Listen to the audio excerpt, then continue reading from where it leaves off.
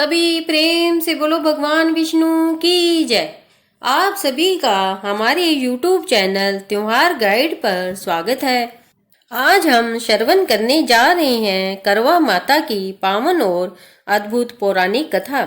लेकिन ध्यान रहे, किसी भी व्रत कथा से पहले श्री गणेश भगवान की कथा सुनना अनिवार्य माना गया है। बिना गणेश जी की कथा सुने करवा चौथ व्रत पूर्ण नहीं माना जाता है। तो भक्तों, अगर आप यह कथा सुन रहे हैं तो इसे अधूरी कभी मत छोड़िए, क्योंकि जो भी करवा चौथ की कथा बीच में छोड़ देता है वह चौथ माता के क्रोध और संकटों को आमंत्रित करता है। और ऐसा ना हो कि आपके पति को किसी गंभीर संकट का सामना करना पड़े। इसलिए पूरे मन, पूर्ण श्रद्धा और विश्वास के साथ इस कथा को अंत तक अवश्य सुनिए। वीडियो को लाइक करें, त्योहार गाइड चैनल को सब्सक्राइब करें और कमेंट में जरूर लिखें जय चौथ माता की। मुझे सदा सुहागन रखना और मेरे पति पर आने वाले सारे संकटों को दूर करना। बोलिए चौथ माता की जय। आइए अब हम सबसे पहले श्रवण करते हैं श्री गणेश भगवान की चमत्कारी कथा। जोरदार जयकारे के साथ बोलिए श्री गणपति बप्पा मोरया, मंगल मूर्ति मोरया। पौराणिक कथा के अनुसार एक समय की बात है, किसी छोटे से गांव में एक बूढ़ी माई रहा करती थी।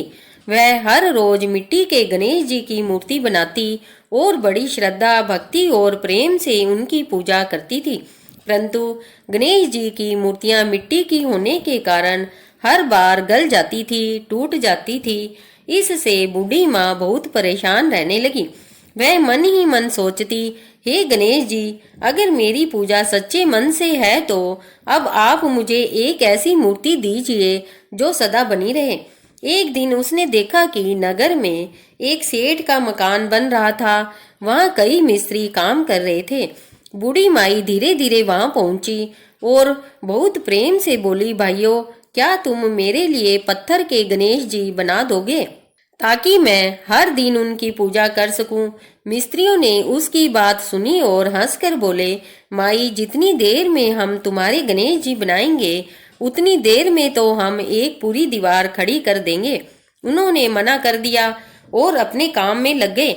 मिस्त्रियों के मना करने से बूढ़ी माई बहुत दुखी हुई। उसकी आंखों में आंसू आ गए।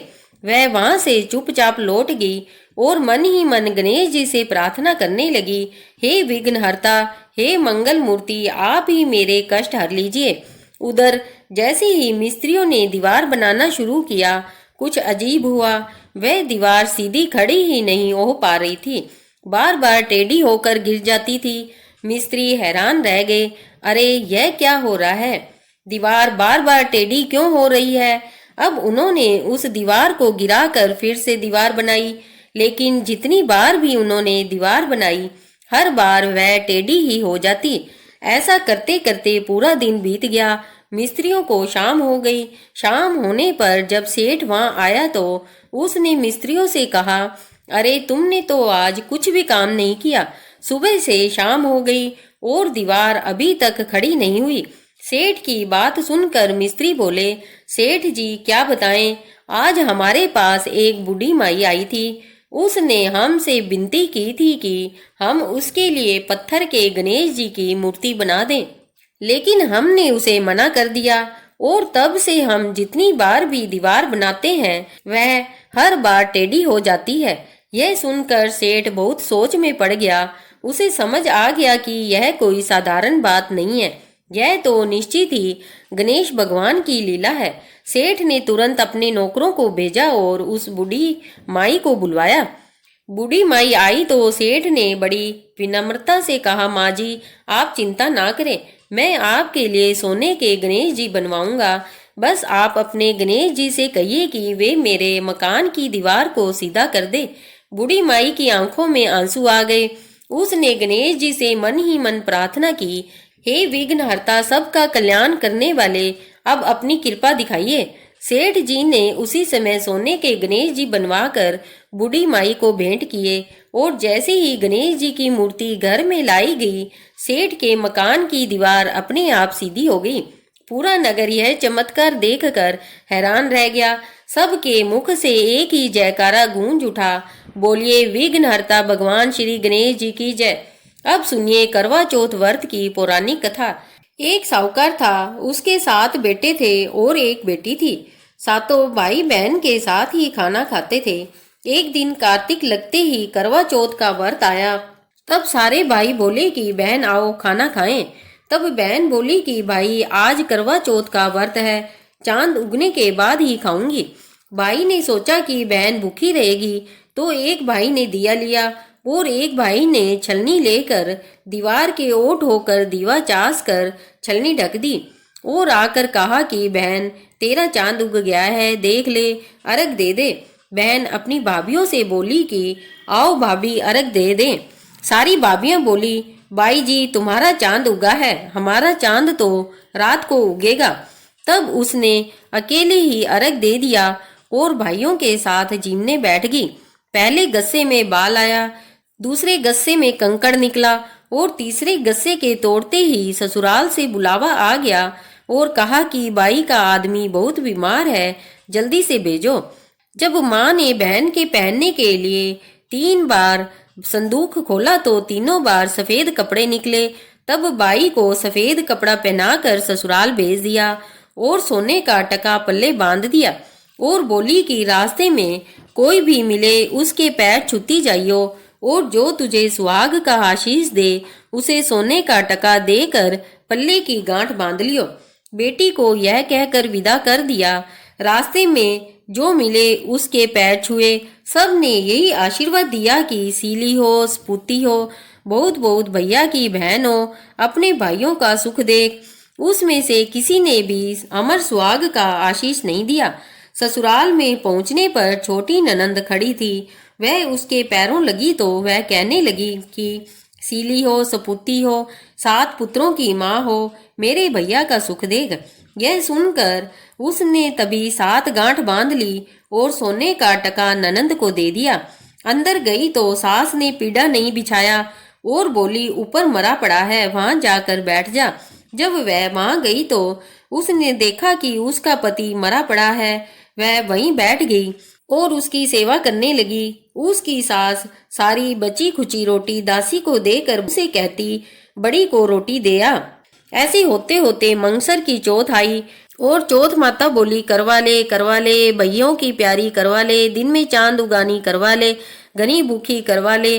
तब वह चौथ माता को देखकर बोली कि माता तुम्ही ने उजाड़ी है, तुम्ही सुधारोगी, मुझे सुहाग देना पड़ेगा।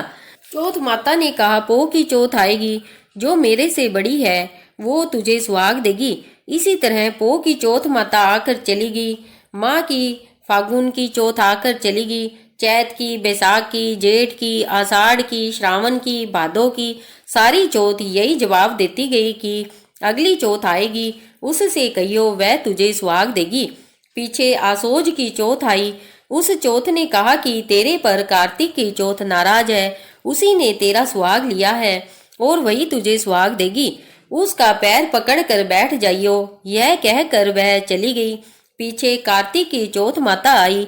गुस्से में बोली भैया की प्यारी करवा ले, दिन में चांद उगानी करवा ले, घनी बुखाली करवा ले, व्रत भंडनी करवा ले। तब साहूकार की बेटी पैर पकड़कर बैठ गई और रोने लगी। हाथ जोड़कर बोली हे चौथ माता मेरा सुहाग तेरे हाथ में है, तुम्हें देना पड़ेगा। चौथ माता बोली कि छोड़ पापिनी हत्यारिनी, मेरा पग क्यों पकड़ बैठी है। वह बोली कि माता मेरे से बिगड़ी है, अब तुम्हें ही मेरा सुहाग देना पड़ेगा। चौथ माता राजी हो गई और आंख में से काजल निकाला, नाखून में से मेहंदी निकाली और टिक्का में से रोली निकाल कर चिटली उंगली का चिंटा दिया। देते ही उसका पति उठकर बैठ गया और बोला कि बहुत सोया। तब वह बोली कि क्या तुम सोए, मुझे तो 12 महीने हो गए। तब चौथ माता ने सुहाग दिया है। तो वह बोला कि चौथ माता का उजमन करें। तब वह चौथ माता की कहानी सुनी। करवा मिंसा खूब चूरमा किया। दोनों पति पत्नी जीम कर चौपड़ पासा खेलने लगे। नीचे से उसकी सास ने रोटी भेजी तो दासी ने आकर कहा कि वह दोनों तो चौपड़ पासा खेल रहे हैं। सास देखकर खुश हो गई और बोली क्या बात हुई। वह बोली कि मेरे तो चौथ माता आई है। वह कहकर सास के पैर लग गई और और सारी नगरी में ढिंडोरा पिटवा दिया कि पुरुष की, औरत, बेटे की माँ सब कोई चौथ का व्रत करियो। 13 चौथ करो, नहीं तो 4 करो, नहीं तो 2 चौथ तो सब कोई करियो। हे चौथ माता, जैसे साहूकार की बेटी को सुहाग दियो वैसा सबको दियो, हमें भी दियो। कहते सुनते ओंकारा भरते अपने सारे परिवार को दियो। प्रेम से बोलिए मंगल करनी दुख हरनी चौथ माता की जय। आज के दिन भगवान गणेश और करवा माता की कथा सुनने के बाद चौथ माता की कथा भी पढ़ी और सुनी जाती है। पौराणिक कथा के अनुसार एक सेठ और सेठानी थे। उनका एक बेटा और एक बहू भी थे। बहू सबको भोजन करवा कर फिर स्वयं भोजन करती। उनकी एक पड़ोसन ऐसी भी थी जो रोज बहू से पूछती कि बहू आज क्या बनाया खाया। तब बहू कहती ठंडा बासी। एक दिन उसके पति ने ऐसा सुनकर विचार किया कि आज तो पकवान बनाए जाए, फिर देखता हूँ कि मेरी पत्नी क्या कहती है। उसने उस दिन तरह तरह के पकवान बनवाए और घर के सभी लोगों ने फिर एक साथ बैठकर भोजन किया। आज भी पड़ोसन ने पूछा, तब बहू ने कहा कि ठंडा बासी। सेठ जी के बेटे ने सोचा कि हो ना हो कोई बात तो जरूर है जिससे मेरी पत्नी ऐसा कहती है। तब उसने पत्नी से पूछा कि तुम रोज ठंडा बासी ही क्यों बोलती हो, जबकि हम तो रोज ही एक साथ बैठकर कितने अच्छी तरह के पकवान खाते हैं। तब उसकी पत्नी बोली, हम जो कुछ भी खा रहे हैं वह हमारे बड़े बुजुर्गों का काम आया हुआ खा रहे हैं। जिस दिन आप अपना कमा कर लाएंगे उस दिन मैं समझूंगी कि हम ताजा भोजन कर रहे हैं। अब लड़के को भी अपनी पत्नी की बात समझ में आ गई। अब एक दिन लड़के ने अपनी माँ से कहा, माँ जी मैं एक बड़े शहर में कमाई करने जा रहा हूँ। माँ बोली, बेटा हमारे पास तो इतना धन है कि खाए नहीं खाया जाएगा। माँ के मना करने पर भी बेटे ने स्वयं कमाने का दृढ़ निश्चय कर लिया और जाते समय अपनी पत्नी से कहा कि जब तक मैं धन कमाकर बहुत सारा धन लेकर ना आऊं तुम चूल्हे की आंच बुझने मत देना। एक दिन चूल्हे की आग बुझ गई तो वह मन ही मन घबराने लगी, कहीं मेरे पति को कुछ संकट तो नहीं आया। जल्दी से पड़ोस में जाकर आग लेकर चूल्हे में रख दिया। ऐसा विचार कर कर वह पड़ोस में गई। वहां पड़ोस में चौथ माता के व्रत के पूजन की कथा हो रही थी। पड़ोसन ने कहा, थोड़ी देर में आकर के आग ले जाना। बहू ने पड़ोसन से पूछा, आप ये व्रत क्यों कर रही है, इससे क्या फल मिलता है। पड़ोसन ने कहा, चौथ माता के इस व्रत को करने से अन्न धन और लक्ष्मी मिले और सभी मनोकामनाएं भी पूर्ण हो जाती है। अब बहू भी चौथ माता का व्रत रखने लगी। उस दिन घी और गुड़ का चूरमा बनाकर रात को चंद्रमा को अर्घ्य देकर भोजन करती। ऐसा करते करते बहू को बहुत दिन हो गए। चौथ माता ने उस बहू के पति को सपना दिया कि साहूकार का बेटा तू जाग की सोए है, तेरी पत्नी तुझे बहुत याद कर रही है, घर जाकर तू उसकी चिंता मिटा दे। तू दुकान खोलकर कंकु केसर का पगलिया बनाकर बैठ जाना, आज तेरा सारा हिसाब किताब चुकता हो जाएगा। अब चौथ माता ने जैसा कहा था वैसा ही हुआ। उसने घर जाने की तैयारी की और गाड़ी भरकर धन दौलत लेकर अपने घर चल दिया। रास्ते में एक बड़ा सा काला नाग फन फैलाए बैठ गया और कहने लगा, आज तो मैं तुझे डसूंगा।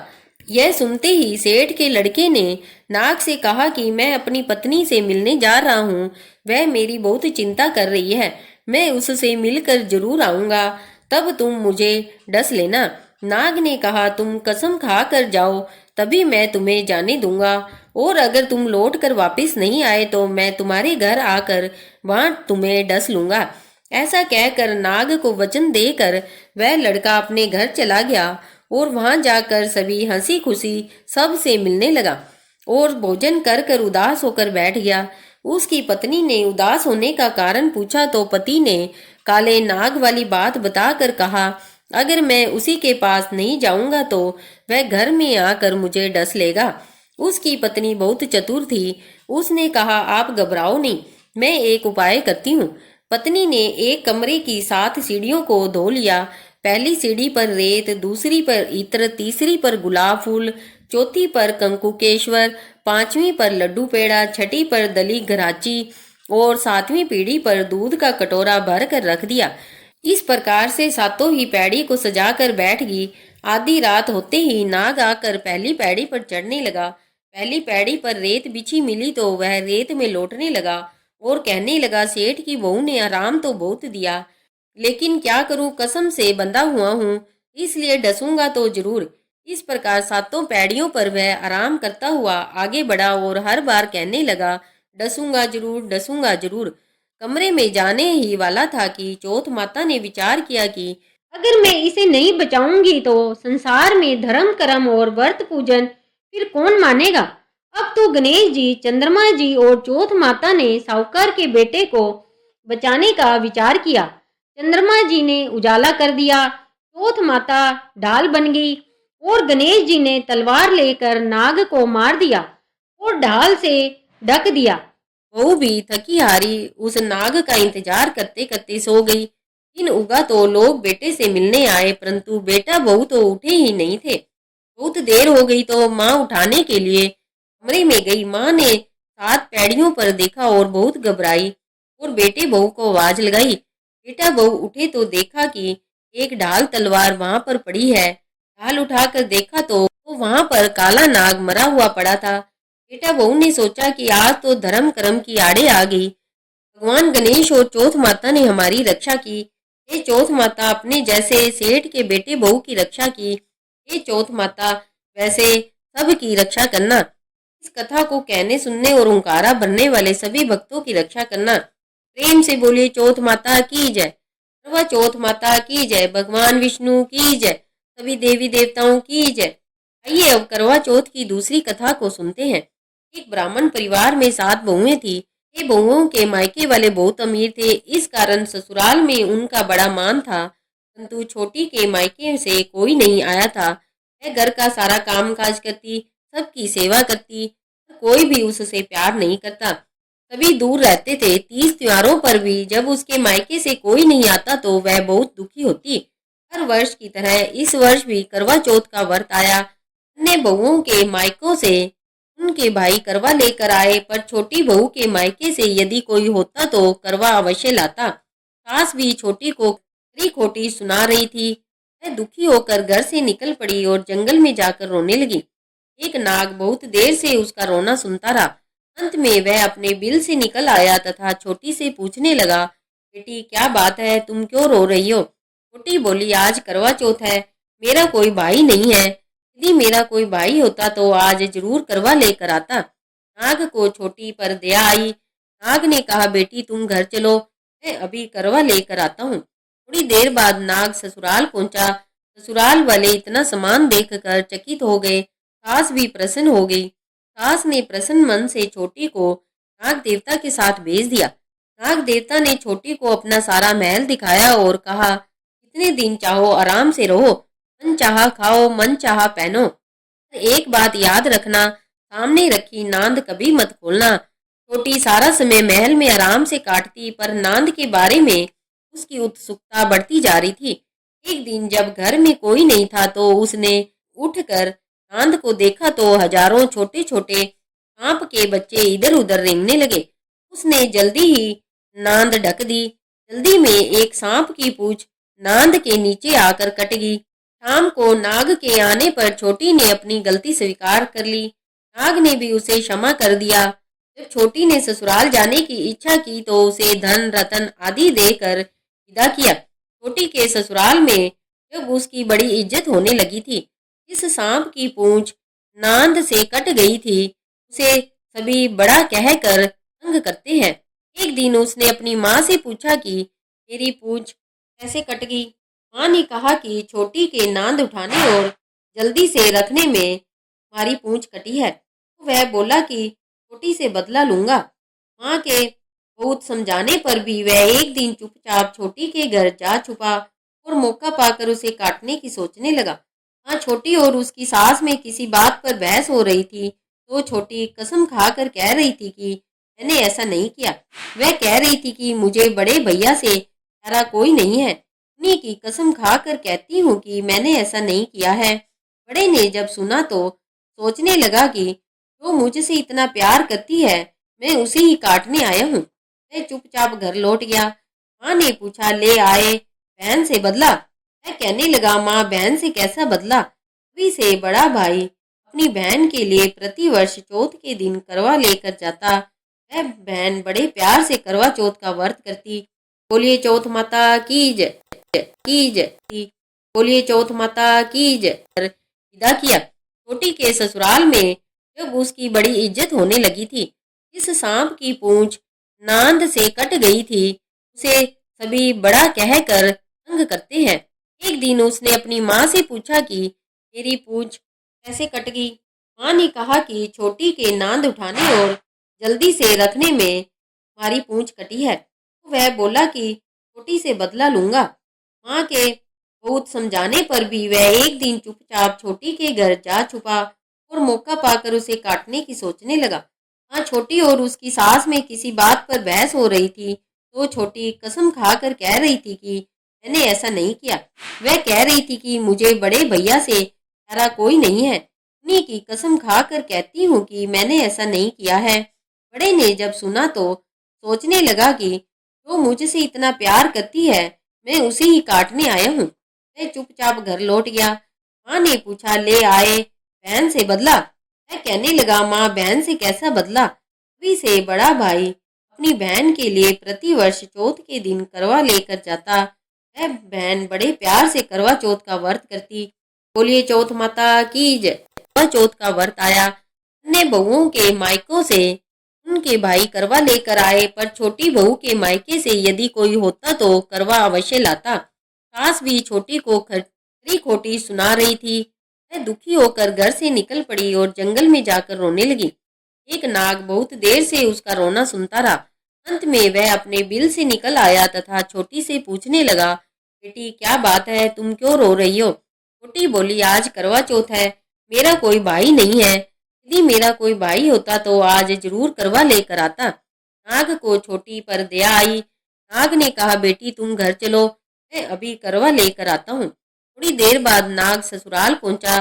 ससुराल वाले इतना सामान देखकर चकित हो गए। सास भी प्रसन्न हो गई। सास ने प्रसन्न मन से छोटी को नाग देवता के साथ भेज दिया।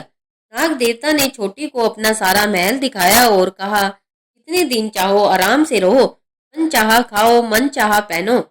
एक बात याद रखना, सामने रखी नांद कभी मत खोलना। छोटी सारा समय महल में आराम से काटती, पर नांद के बारे में उसकी उत्सुकता बढ़ती जा रही थी। एक दिन जब घर में कोई नहीं था तो उसने उठकर नांद को देखा तो हजारों छोटे छोटे सांप के बच्चे इधर उधर रेंगने लगे। उसने जल्दी ही नांद ढक दी। जल्दी में एक सांप की पूंछ नांद के नीचे आकर कट गई। शाम को नाग के आने पर छोटी ने अपनी गलती स्वीकार कर ली। नाग ने भी उसे क्षमा कर दिया। जब छोटी ने ससुराल जाने की इच्छा की तो उसे धन रतन आदि देकर विदा किया। छोटी के ससुराल में जब उसकी बड़ी इज्जत होने लगी थी, इस सांप की पूंछ नांद से कट गई थी, उसे सभी बड़ा कहकर तंग करते हैं।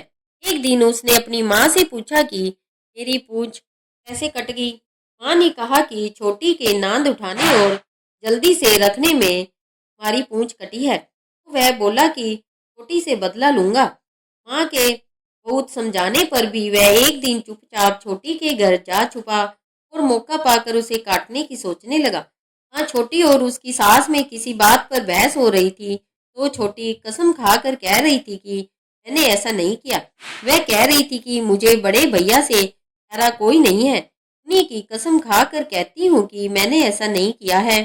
बड़े ने जब सुना तो सोचने लगा कि जो मुझसे इतना प्यार करती है, मैं उसे ही काटने आया हूँ। मैं चुपचाप घर लौट गया। माँ ने पूछा, ले आए बहन से बदला? मैं कहने लगा, माँ बहन से कैसा बदला? अभी से बड़ा भाई अपनी बहन के लिए प्रति वर्ष चौथ के दिन करवा लेकर जाता। वह बहन बड़े प्यार से करवा चौथ का व्रत करती।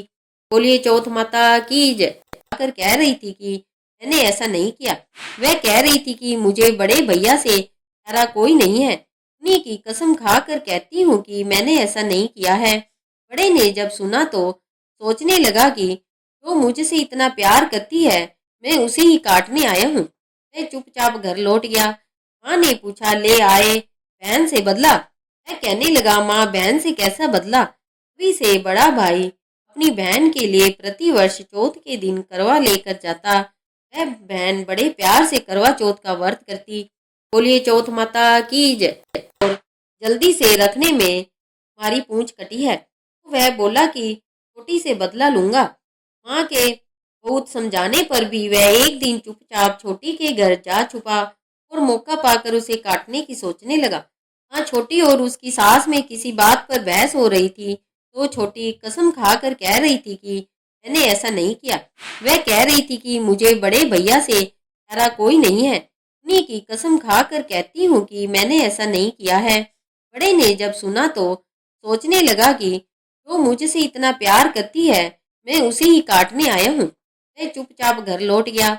माँ ने पूछा, ले आए बहन से बदला? वह कहने लगा, माँ बहन से कैसा बदला? तभी से बड़ा भाई अपनी बहन के लिए प्रतिवर्ष चौथ के दिन करवा लेकर जाता। वह बहन बड़े प्यार से करवा चौथ का व्रत करती। बोलिए चौथ माता की जय।